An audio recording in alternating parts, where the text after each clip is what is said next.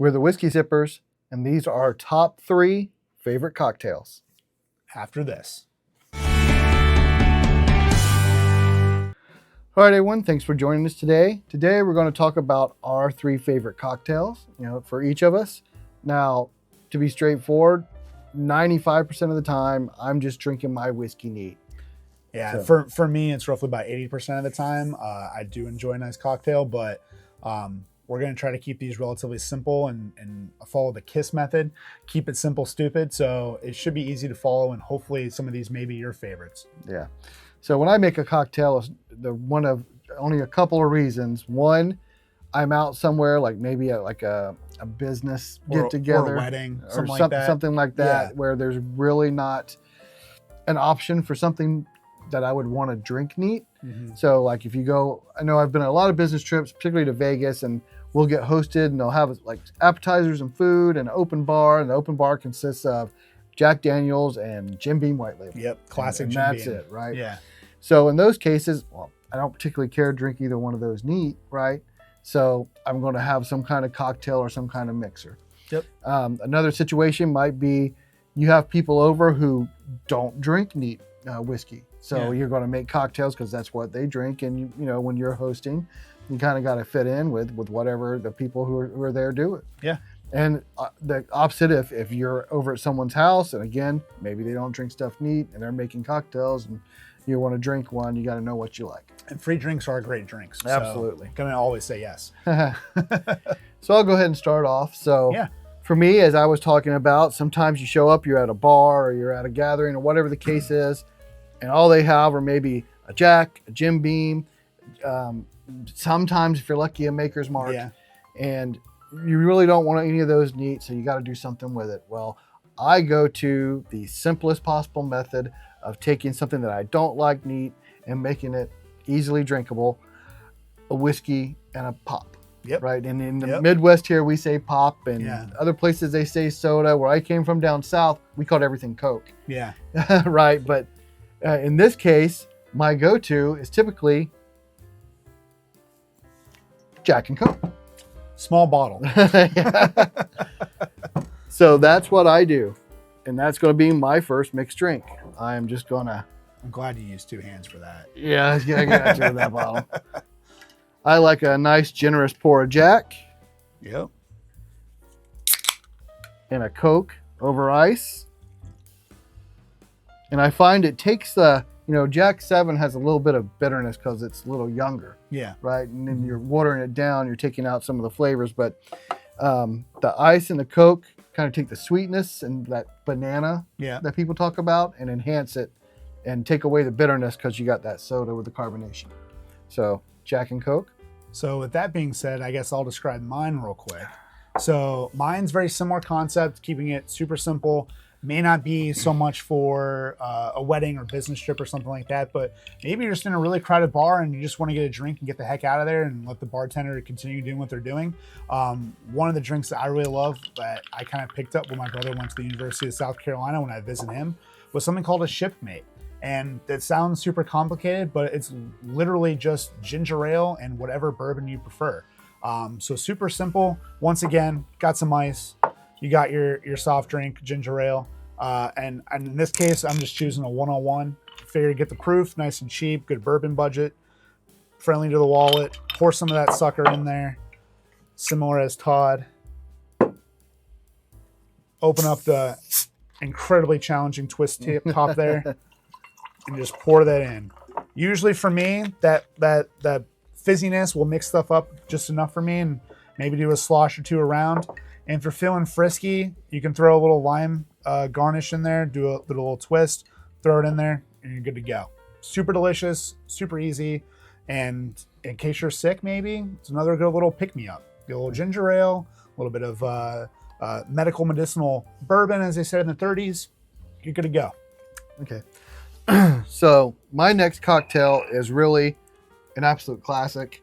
And I think it comes with a little bit of a history lesson. Oh. Okay. So when they first really started using cocktails, particularly here in the United States, the reason was because in the old country, right, whiskey was made out of barley. Yeah. Irish whiskey, Scotch, were made for barley based. Here in the States, particularly when we settled in the Northeast, barley doesn't grow that well, and it was very expensive to ship it in from Europe. Mm-hmm. So instead, they used a grain that was very hardy, that did handle our temperature, rye. Well, rye has a bite to it and a spice that they weren't really that used to. So our forefathers in the early colonial days would use cocktails to kind of mix with their rye whiskey to take some of that bite out of it and add some sweetness. And that's really when they started mixing that and started doing that. And one of the basic cocktails they did was a highball. Oh yeah, classic. Right? Yep. So that's going to be my next pick. There you go. And in tradition, I'm going to use a rye whiskey. In this case, I'm just using a Rittenhouse bottled and bond. And you got a spout on that? I got a spout. Yeah, you're a real bartender. Yeah. So I'm going to take 2 ounces of whiskey over ice. Whoop. Got it. And you take seltzer water.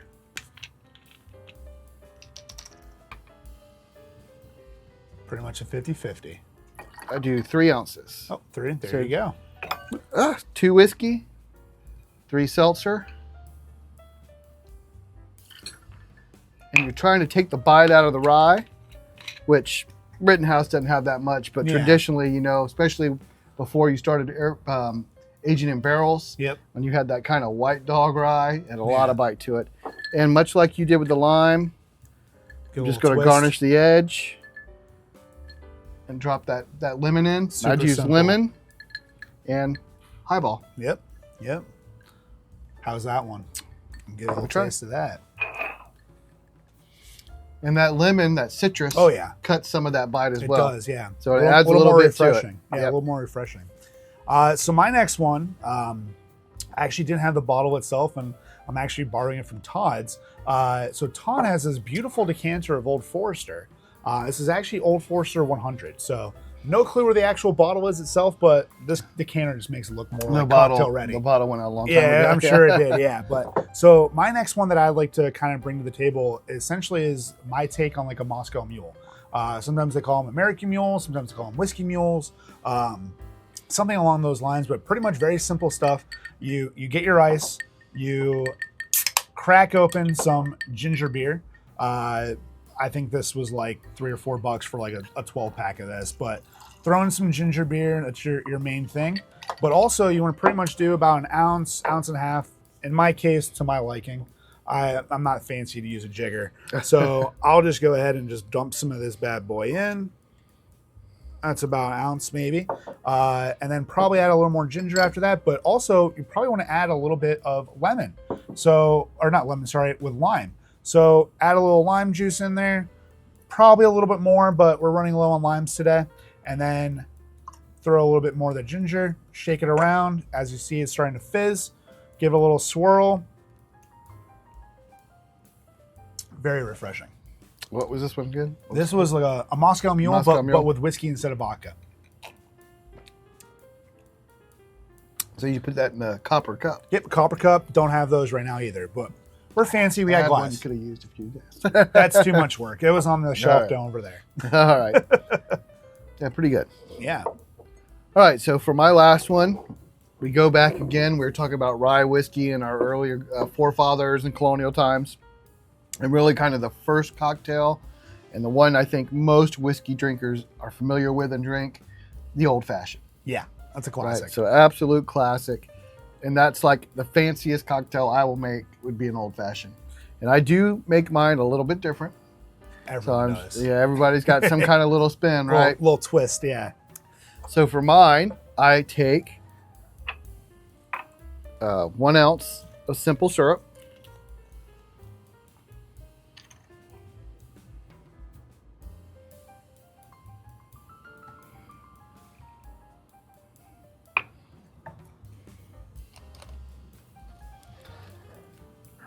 A cherry. One of these days. Yeah. And it's always better to make your own syrup right? Yeah. I mean, we use the bottled stuff, but Just to save some time. That video, you do not want to see us making some simple syrup. You can also take a sugar cube. Yep. Instead of making it pre-make it, you can just absolutely use a sugar cube and put it in with just a little bit of soda water, and you can muddle that. Yeah. But the simple syrup, the cherry, and bitters, these are spiced cherry bitters. And they're from Woodford. They're from Woodford, yeah. 2. Shout out to my brother for that Christmas gift. 3 dashes. And I just muddle them together.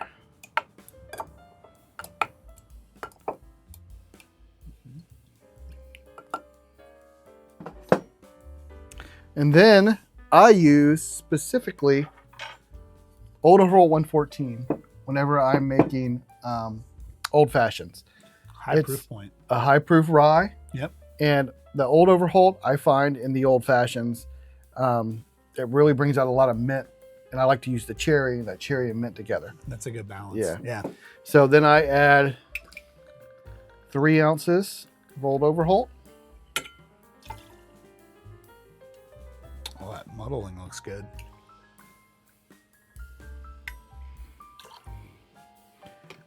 And then I like to pour just a little bit of cherry juice in with it. There you go. Then I take ice. And normally I use a giant ice cube, but I don't have a single giant ice cube today, so I'll just take a couple of the smaller ones.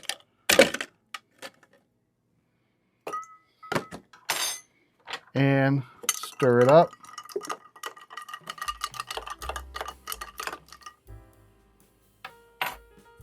And there you go.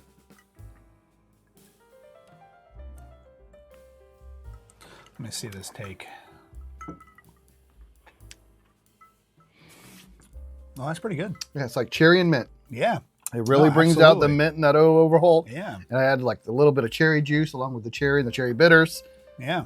I try to make that cherry mint old fashioned. Yeah. No, that's pretty good. Now, my last one is a little bit opposite of what he did. He did a more just instant classic for a cocktail drink. I have a little bit more of a modern take with something called a paper plane. For those who don't know what a paper plane is, it's 4 ingredients and it's also known as a perfect cocktail. Perfect being that all the measurements are the same. It could be a ½ ounce, it could be 1 ounce, it could be 2 ounces. However much volume you want to do, it's going to be the same consistency regardless of how you scale it. So you can do it for pretty easy for mass groups, which is great. So what I'm going to do is actually I'm going to add 1 ice cube to my shaker just because we're running low on ice.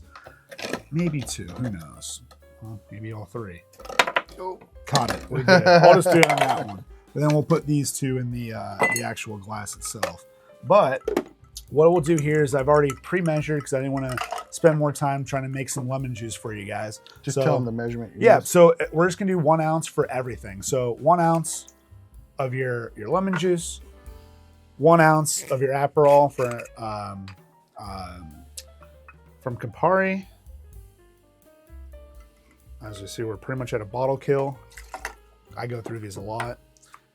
Then after that, we do Amaro Anino, which is an Italian liqueur. I'll make sure I showcase the bottle here in a little bit.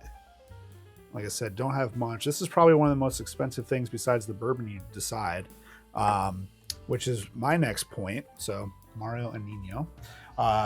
And then once that's added, you pick out your bourbon. I've gone through a number of these different cocktails, and my personal preference has always come back to the Heaven Hill Bottle and Bond 7-year.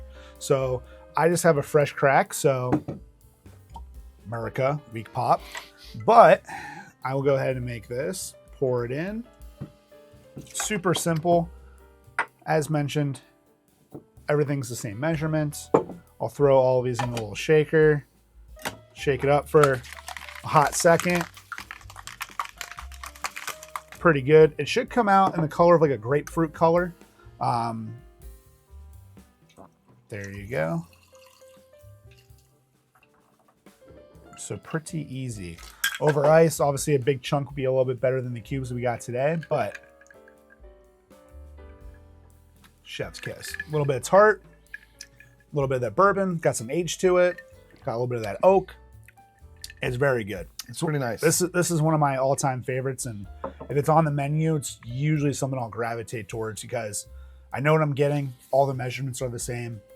It's just going to be good simplicity. So I love it. When we did our new riff pick and we came back to the third floor, the bar, the after tower, our pick, tower bar, they actually made us a paper plane with our pick that we did, and it was like, really good with our pick. 20 minutes after it was done. So fantastic. I would probably argue say that's the second one. I still like the ball and bond, but our pick was delicious. And I actually like these paper planes, but it's too much work for me. This is the most I'll do is the old fashioned. That's more work than this. At least these are all the same measurement. I don't get anything to muddle. So there you go. Don't drink cocktails very often, but when I do, those are kind of my 3 go-tos. Yeah, same over on my end. It's definitely a simple blue collar, simple drink at a bar, something a little bit more high end, a little fancy, and then your modern take on a classic cocktail. Yeah. So there you go. Let us know what you think. Whiskey cocktails specifically. Yeah. Whiskey. Do you like to make it home or when you're out, or do you like to buy at a bar? Yeah. And tell us, I'm particularly interested in what do you like to put in it? Which, like, I like to make sure I use rye. When I'm doing a highball or an old fashioned, I always want it to be a rye. Yeah. So, what do you like to use? Yeah. It could be something that's super high proofed and you want to try to cut down. It could be something that's a little more lower entry because you were trying to just relax, take the edge off something. Yep. Yeah, let us know. We love to know. All right. So I hope you guys enjoyed the video. And remember, until next time, the best bourbon or whiskey is the one you like the most. And you might put it in a cocktail. Maybe. We'll see you.